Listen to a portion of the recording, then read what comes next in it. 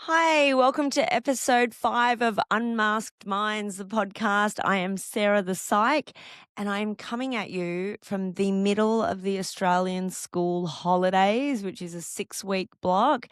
And I'm coming at you as a completely overwhelmed, overstimulated, pretty much over it mum.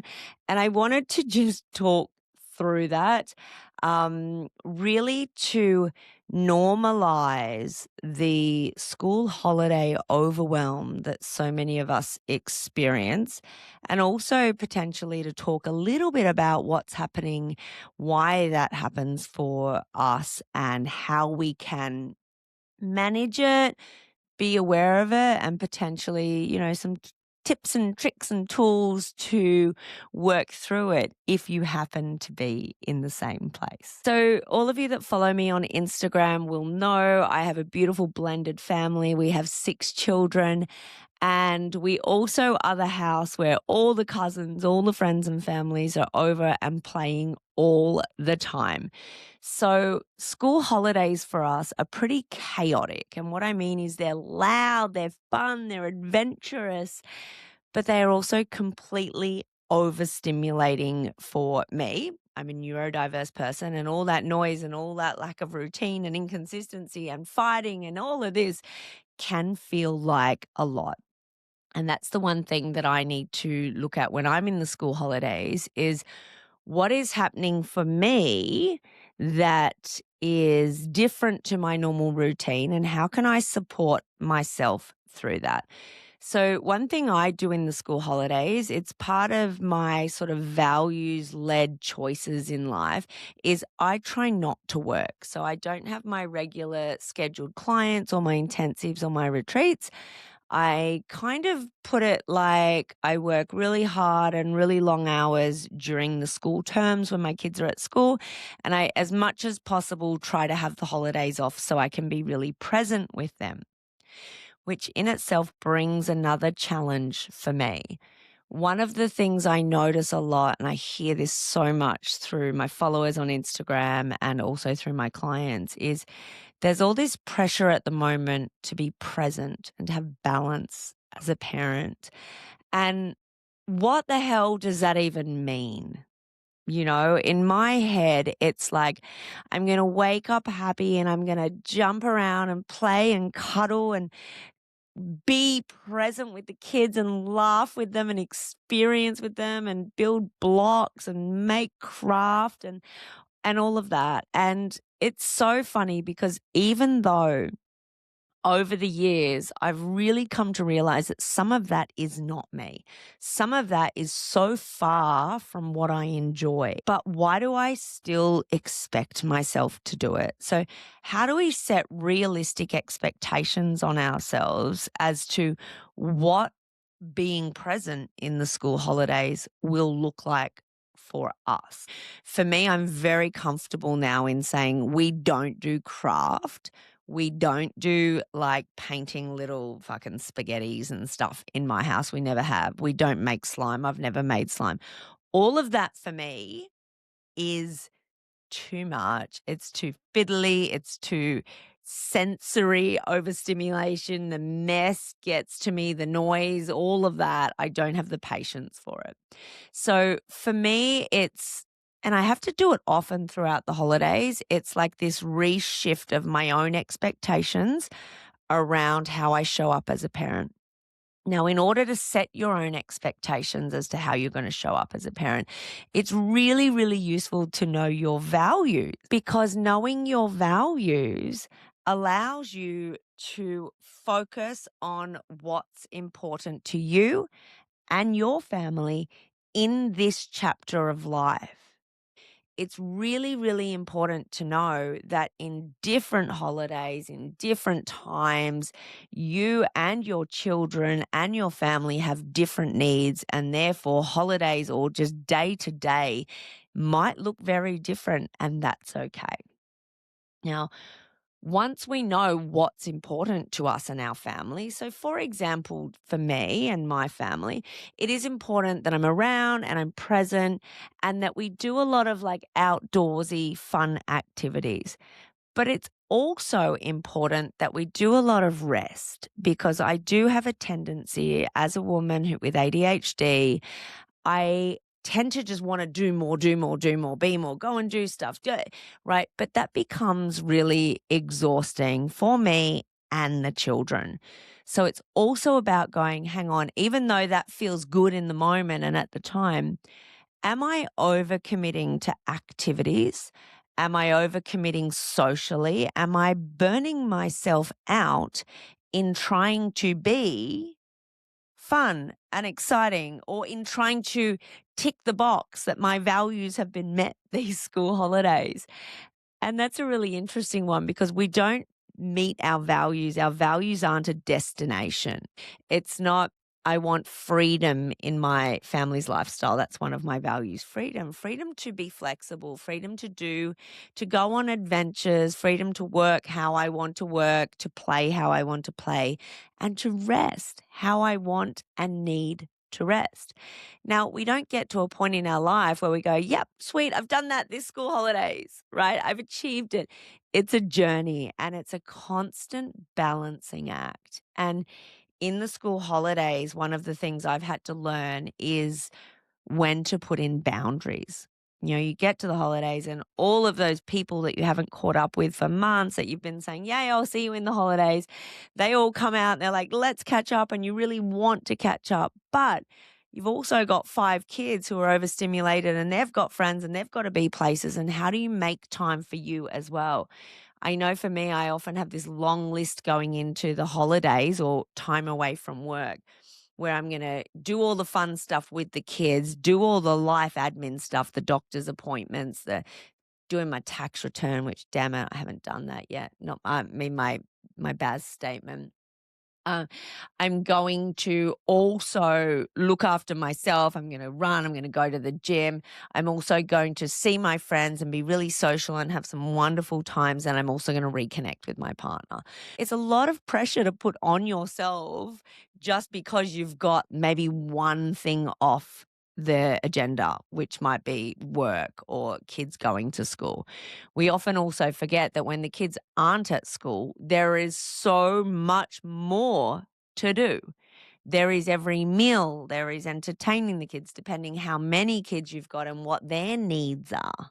If you have a neurospicy family like I do, it's balancing all the unique needs of all the individual children and the parents, and trying to align to your values. And it's bloody tough. And I think the point of this episode was really to jump on here, because I know so many of you are in the middle of the holidays, and just say, I see you, I get it. And a lot of us, if not most of us, are experiencing a level of school holiday burnout, overwhelm, or guilt. The challenges I just talked through are from a mum who has the privilege of staying home in the holidays because I made that choice to do that. I hear all these stories about working parents. I mean, in today's society, most parents can't just take 6 weeks off in the school holidays. So the juggle becomes even greater, because all of a sudden it's not just juggling, what are we going to do every day? I've got to bloody go to work. I got to go to work. And how do I manage children's activities? Where do they go? What do I do? And in those situations, I see an incredible amount of guilt. The guilt, because then you're looking at parents like myself who are at home doing all the things and thinking, I should be doing that for my kids. What am I doing wrong? My kids are missing out. Now, again, different chapters of our lives require us to prioritize different things. If you have to prioritize work in the holidays, then it doesn't mean your kids are missing out. And I really wanted to stress that one, because I know that will feel so real for so many people, the guilt of it. One thing I often notice is I'll be like, okay, I need to go and work for an afternoon. I've got some clients who need me, or I have some admin that I have to catch up on. And I'm sitting over here in my cottage working, and I feel guilty that I'm not back there with the kids. And then I think to myself, Right, and this is where we do a bit of reframing and having a bit of awareness. Like, hey, Sarah, your kids are actually fine by themselves for an hour, or they're with their dad for an hour. They don't need you. You're actually teaching them valuable skills by, teaching them to play independently and not be completely directed by you. Side note, a lot of us parents are projecting our childhood unmet needs onto our children. Say, for example, if your parents weren't really available and school holidays could be a bit shitty for you, or you've got, you just didn't have play or opportunities, maybe you were less privileged than your family is now, then we try to make up for what we missed out on with our children. But we so often go too far. you know, Kids don't need to be told what to do all the time, to jump from activity to activity to activity. But we push that on them because we think that we need that. It's filling an unmet need of ours. And if that resonates with you, then that's something you can talk through with your therapist. How do we learn to meet those needs of ours that were not met as a child? How do we learn to meet them now as an adult so we don't have to project that on to our children? One of the things that I often say to my kids, because I'm guilty of that. And as an ADHD woman, I want to be out there. I want to be doing things all the time, blah, blah, blah, lots of energy. And my kids are like that as well. But sometimes I say to them, guys, it's good to be bored, because we actually have this whole society, this whole generation, me, and I was going to say us, because I know a lot of you are the same, included, where we don't know how to relax, where we don't know how to entertain ourselves. I look at my youngest daughter, and the minute she doesn't have something to do, she's like, give me something to do, entertain me. And I get so exhausted by the constant entertaining that then I go, here, have the iPad. And then I feel the guilt from giving them the iPad because, hey, we can't give them too much iPad, too much screen time, right? And I do now say to them, it's good to be bored. It's good to be bored, because when you are bored or you're not constantly entertained, that's where you can get creative. That's where you can get outside and do and evolve and, make fun, rather than have this dopamine delivered to you constantly all the time. You got to work for it. It's like that delayed gratification that I could do a whole episode on, actually. But yeah, balancing that as well. So I think what I'm talking about there is balancing our own needs in the holidays with what we value, but with also what we value in teaching our kids. What's important to teach our kids? What are those life lessons that we want them to learn? But I mean, I'm also super guilty of going, you guys need to learn to be bored and sit in the moment and create fun while I'm scrolling on my phone, because I just need constant dopamine as well. Like, I get it. It's tough. And we are this first generation that are like trying to teach kids in this world of screens and social media and constant stimulus. Um, Probably worth noting, like, 'cause I know so many of you experience this guilt around screens and technology and stuff like that. We all know that it's not ideal for our kids. My personal stance on that is everything in moderation. That's my view when it comes to things like screen time. It's also my um, perspective when it comes to things like food. There's always opportunity to nourish our children better. And I think eating healthy, nutritious whole foods is very important. But I totally just bribed my kids with a bag of Cheetos so that I could come and record this podcast episode. Right. And I think that's one of the things that we do. Again, we create guilt and shame for, is when we like feeding our kids food that we know isn't great for them, but then we carry that around with us. So we carry around this guilt that I'm feeding my kids terrible food.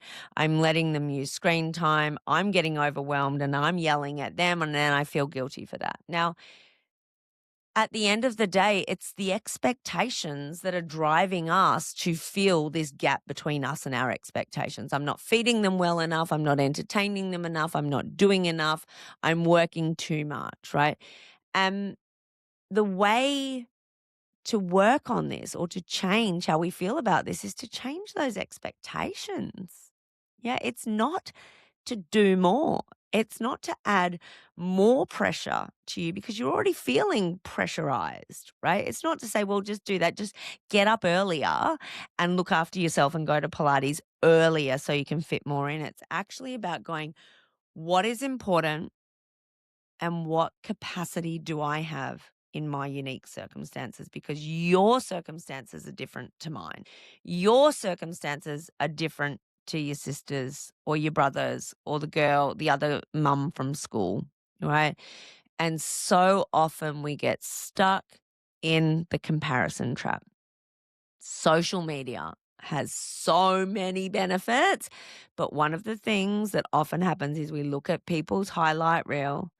We look at the beautiful photos they're posting of their family day out at the beach where mum and dad are both there, and mum and dad are, wow, they're in love and lovey-dovey and frolicking in the surf. What the fuck is that? Like, I don't frolic in the surf with my husband. I mean, I'd love to, but hey, we're right in the trenches at the moment, and frolicking in the surf while we've got all the kids at the beach is just not on the to-do list. Well, maybe it's on the to-do list, but it's not on the capacity list at the moment. Anyway, I digress. Bringing it back, we look at photos, we look at reels, we look at heavily curated stuff, and we go, I'm not enough. And it changes our expectations. If I just do more, maybe I will be enough. And it's not necessarily about doing less. It's about recognizing what you can do, what you are doing, and being okay with where you are, right? And using boundaries, whether those boundaries need to be with other people. I've certainly got to the holidays and I had all of these plans to be social with all of my friends who I haven't seen for years because we've been living away. And I've really had to go, I don't have the capacity for that. I love my friends and I really want to see them. But these school holidays are just feeling a lot. Like there's just a lot going on and I just can't put that on top of it to go out all the time or to have people over all the time. It just gets too much. So there's boundaries like that. But we also need boundaries within ourselves. I am going to say, yes, the kids can watch some TV so that I can go and watch a YouTube video and do a Pilates workout, right? Because it's important to look after ourselves through this time as well.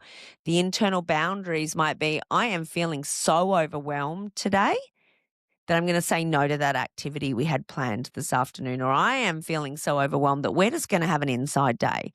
We are going to just eat whatever is already in the fridge. I'm not going to put the pressure on myself of cooking extra meals. We are just going to be and do and rest. And that can be really, really difficult for some of us. But again, it's about coming home to who you are and even asking yourself, what do I want to remember about school holidays? And what do I want my children to remember about school holidays?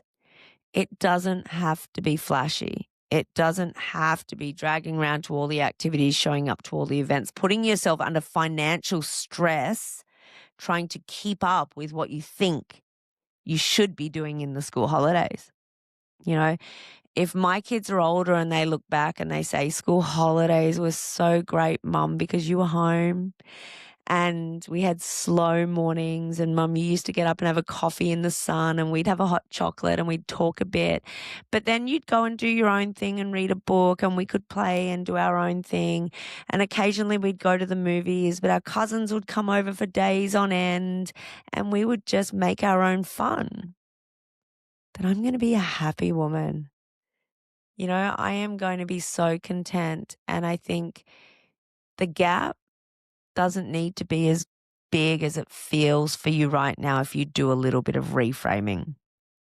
Take the pressure off. So I guess this episode was really aimed at all the overstimulated, overworked, feeling like they're failing parents, mums out there these school holidays. And my message to you is you are not failing. The pressure is real, but it doesn't have to be. You have the power to change how you feel. And if you just take a moment and reset and ask yourself, why am I feeling overstimulated? What is happening right now? And how can I see it differently? Can I change the expectations, or can I just take some time to regulate myself? If your nervous system is overstimulated from all the noise and all of that, take some time to yourself and really ask yourself what is important in these school holidays and just do more of that. Thank you very much for tuning in. I hope you liked that episode, and I love all your feedback. So please jump on, leave comments, come into my Instagram, Sarah the Psych, and let me know if you're enjoying these episodes and what you'd like to see next. Thank you.